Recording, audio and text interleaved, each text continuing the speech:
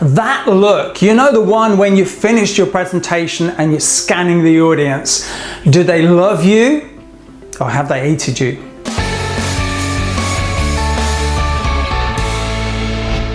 Hey, Mike Felicity here, founder of Speak Like a Pro Online, and yeah, that look, you know, the one either you're mid-presentation or you've just finished whatever talk it is, or training, or, you know, speaking up at a meeting, and you're scanning the room. You're trying to look for evidence that what you have said has landed, whether it's resonated with who you've been talking to, and whether there's the bottom line, whether they've liked you.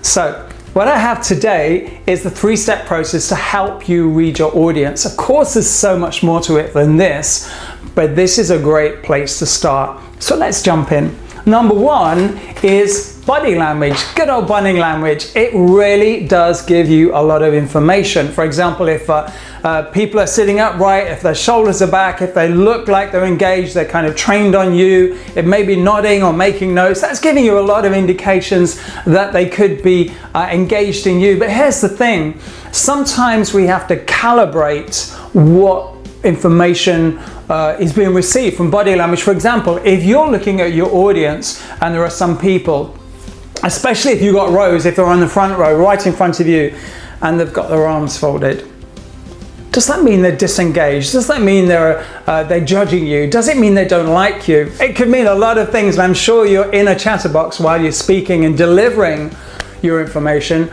is kind of coming up with all those ideas, all that terrible things that you think somebody could be thinking about you. But here's the thing, this could be just their resting pose. It could be where they are, it's their default comfortable kind of place to put their arms so they can focus on what you're saying, because actually what you're saying is really good. The thing is, you judging whether this means that or does it mean something else is something you need to find out more information about. Equally, if somebody's on the mobile phone. I remember sitting in somebody else's presentation a few years ago. Now, it's the first time it's happened to me, and since then I've seen it so many times and just so much more as well. But the first time it happened, I was sat next to somebody listening to this speaker. I was really engaged, and this person at the side of me, I think they were this side, they were just on their phone the whole time, and it was, I almost kind of said something to them. It was irritating me because I thought, how disrespectful. I was on the front row, I didn't want to miss a thing, and they're on the phone. And it wasn't until afterwards, still in the break time when we were talking, and they were saying they made so many great notes because that's how they took the notes. They were taking notes on their smartphone, and then they'd be transferring it to their computer and etc. Whereas I was taking written notes. So here's the thing, again, as a speaker, if you see people on their phones, they could be on Twitter, they might be updating Facebook, or they could be taking notes on you, or they could be promoting you and how great you are on the social media platforms. Again, just to assume that this means that, actually it could mean something else. So that's what I mean by calibration, so body language.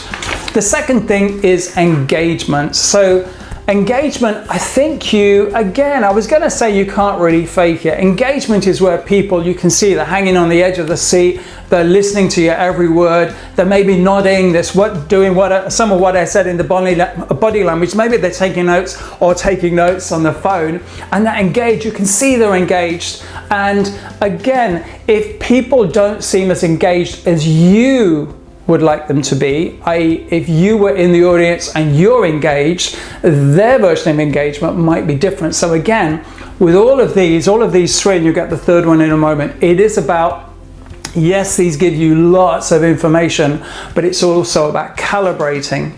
And the third step will help with that, really just to look at the energy level. So if you think the energy levels of your group are low, just think about how you could change that, whether it would be to do something, to throw a question out, to ask for opinions, start a debate. If you're in a workshop situation, do an exercise, a standing exercise, for example. Not always right in every situation, for example, a business meeting, but I tell you, I've been in business meetings where we do them standing up.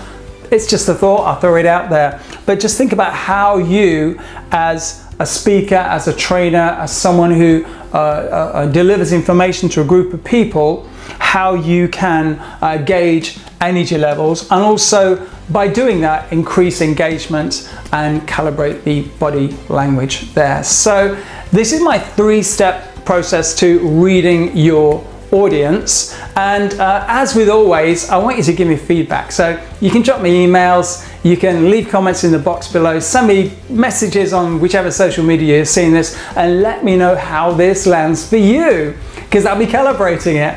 So that's it for this time. If you've enjoyed the video, give me a thumbs up, like the video, share it, you know, do all the whole 9 yards, and I'm looking forward to seeing you again next time.